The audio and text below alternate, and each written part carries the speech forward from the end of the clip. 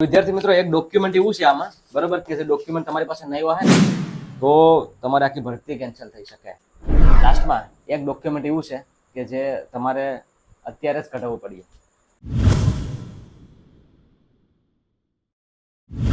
જય હિન્દ વિદ્યાર્થી મિત્રો. તો કેમ છો બધા વિદ્યાર્થી મિત્રો? હોપ છો બધા મજામાં હશો. મિત્રો, મોડી રાત્રે એટલે કે 11 વાગે તમારા માટે એક માહિતી લઈને આવીએ છું કે જે ઘણા બધા વિદ્યાર્થીઓની ડિમાન્ડ હતી, સવાલ હતા કે જે અગ્નિવીરની ભરતી જે થવા જઈ રહી છે ભાવનગરમાં સ્પોર્ટ્સ કોમ્પ્લેક્સ સરદાર પટેલમાં, બરાબર. તો સર ડોક્યુમેન્ટ ક્યાં લઈ જવાના છે? સર ડોક્યુમેન્ટ વિશે સમજાવો. કેટલા ડોક્યુમેન્ટ લઈ જવાના છે? ક્યાં એવો ડોક્યુમેન્ટ છે કે જે ખૂબ જ જરૂરી છે? આપણા જોડે બે વિદ્યાર્થીઓ છે, એક છે ગૌતમ અને એક છે પૃથ્વી. એકની બીજી ભરતી છે, એકની પેલી ભરતી છે, અને આમાં જે બીજી ભરતી છે ને એ મેડિકલમાં આઉટ હતો, બરાબર. તો આ વિડીયોમાં આપણે વાત એ કરવાના છે કે ક્યાં ક્યાં ડોક્યુમેન્ટ લઈ જવાના છે. એક ડોક્યુમેન્ટ હું તમને રૂબરૂ બતાવીશ. એટલે આ ડોક્યુમેન્ટ અને ધોરણ 8 પાસ છે તો એમાં પણ કઈ વસ્તુ તમારે ધ્યાન રાખવાનું છે.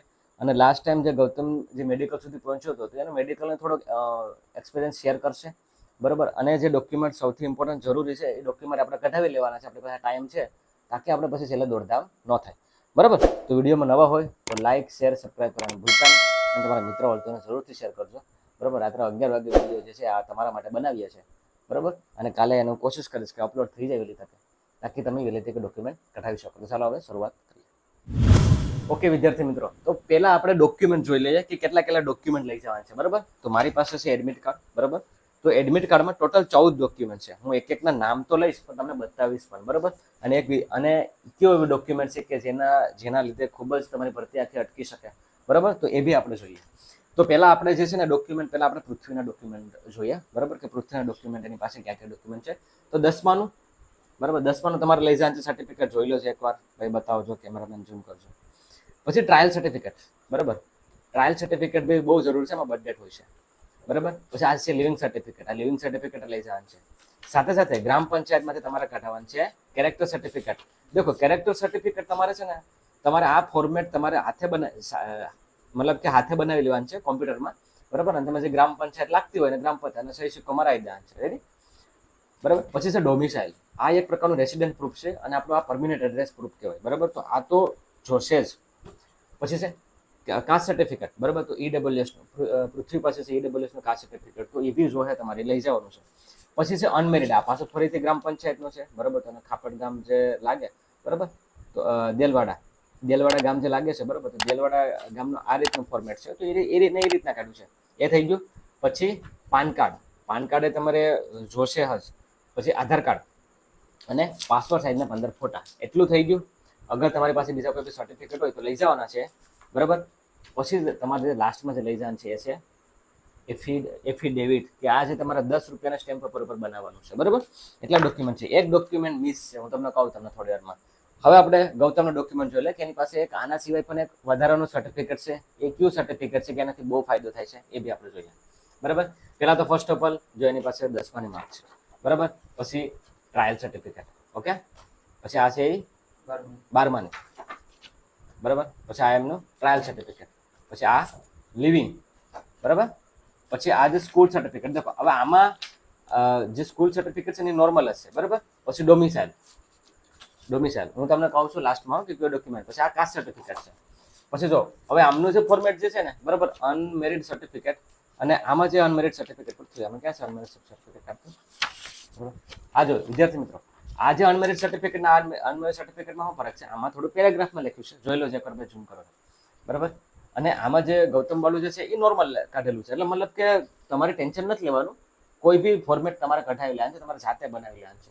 ન સમજાય ને તેમાં મને પૂછજો, હું આપણે ટેલિગ્રામ ચેનલમાં નાખાવી દઈશ, બરાબર. ગૌતમ નાખી, ઓકે. એ થઈ ગયું. પછી મેં તમને કીધું ને કે તમે એકવાર આધાર કાર્ડ અને પાન કાર્ડમાં છે ને નામ જે છે ને એકવાર વેરીફાઈ કરી લેજો. કદાચ ક્યાંય સ્પેલિંગ મિસ્ટેક થતી હોય તો, બરાબર. તો સ્પેલિંગ મિસ્ટેક ન થાય ને, અગર થતી હોય તો પણ તમારે મૂંઝાવાનું નથી, બરાબર. એ કરેક્શન માટે નાખી દેવાનું છે, તમને ફેલ નહીં કરે, બરાબર.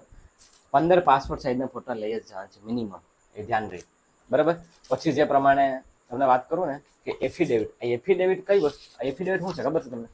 એફિડેવિટ વસ્તુ એવી છે કે આમાં ક્લિયર કટ લખેલું છે કે આ ભરતી જે છે એ હું પોતાની જિમ્મેદારીથી ભરતી કરી રહ્યો છું, બરાબર. આમાં તો લખેલ છે ઇંગ્લિશમાં, બરાબર. I fully understand this enrolled and detailed verification of my character and attachment will be carried out of police and civilian administration from my parent address submitted above the also place where I have resided the last 5 years.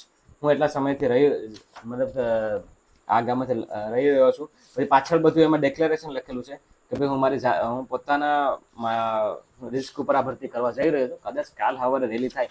મને એક ભરતી યાદ છે 2014ની જે જામનગરમાં ભરતી થઈ હતી. અમે ચાલુ ગારા મમ્મી દોડાતા સુરેન્દ્રનગરનું એક છોકરાનું ડેથ થઈ ગયું ત્યારે આવી કોઈ સિસ્ટમ હતી નહીં.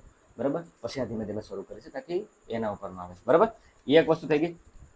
પછી મેં તમને વાત કરી ને કે ગૌતમ પાસે એક સર્ટિફિકેટ છે. એની પાસે આ જે સર્ટિફિકેટ છે ને એ એનસીસીનું છે. એનસીસી ક્યાં કરેલું? એનસીસી કેશોદમાં. બરાબર, બી સર્ટિફિકેટ છે. આ બી સર્ટિફિકેટ છે અને આ સી સર્ટિફિકેટ. તો સી સર્ટિફિકેટના એને 20 માર્ક મળશે.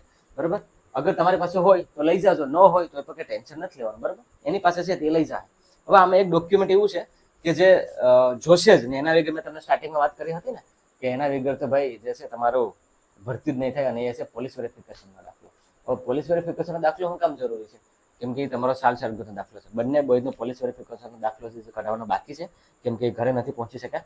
બરાબર, અત્યારે વર્કઆઉટનું સેશન આપણે ત્યાં અટેન્ડ કરે છે અને નીકળી પણ ગયો છે એકનો તો એ આવી જાય. મતલબ એ ગમે ત્યારે પણ નીકળી જાય, એનું કંઈ બહુ ટેન્શન નથી. બરાબર, પણ કહેવાનો મતલબ એવું છે કે એ તમારે કમ્પલસરી લઈ જવાનું છે. અગર તમારા ઉપર કોઈ પણ ક્રિમિનલ ચાર્જીસ હશે ને મિત્રો, અગર ક્રિમિનલ ચાર્જીસ હશે તો તમારે એના માટે જજમેન્ટ આપવું પડશે. એનું જજમેન્ટ બતાવવું પડશે. ત્યારે જઈને જ ક્લિયરન્સ થશે અને ત્યારે જઈને જ વેરિફિકેશનનું તમારું જે ડિસ્ટ્રિક્ટ લેવલનું જે સર્ટિફિકેટ છે એ નીકળશે અને ત્યારે જઈને જ તમારું જોઈનિંગ જે થશે. બાકી જોઈનિંગ નહીં થાય. કદાચ ભરતી બી કરી લેવો ને, બરાબર, તો પણ નહીં થાય. કદાચ તમે ડોક્યુમેન્ટ એવું ચાલી બનાવીને પણ લઈ જાઓ ને કે ભાઈ આપણે આ બનાવીને લઈ જાય ભરતી કરી નાખીએ, નહીં, ક્લિયરન્સ આપી દેજો. અગર જો ખરેખર એવું કંઈ પણ છે તો એની પ્રોસીજર અત્યારેથી જ કરી નાખજો તાકી જેવું રિઝલ્ટ આવવાનું થાય ને પછી ડોક્યુમેન્ટ વેરિફિકેશન થાય ને ત્યારે મતલબ કે કોઈ પણ પ્રકારની પ્રોબ્લેમ ના આવે. ઓકે, રેસિડન્ટ પ્રૂફ માટે ઘણા વિદ્યાર્થીઓને ડાઉટ છે. રેસિડન્ટ પ્રૂફ વસ્તુ એવી છે કે રેસિડન્ટ 3 ટાઈપના હોય. એક તો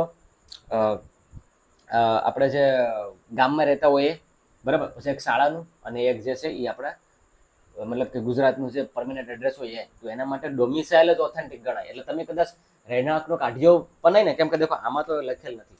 એટલે આમાં ડોમિસાઇલ આવી ગયું. રેસિડન્ટ પ્રૂફમાં આમાં ડોમિસાઇલ આવી ગયું છે. તો 14 ડોક્યુમેન્ટ બંને બોયઝને કમ્પ્લીટ છે.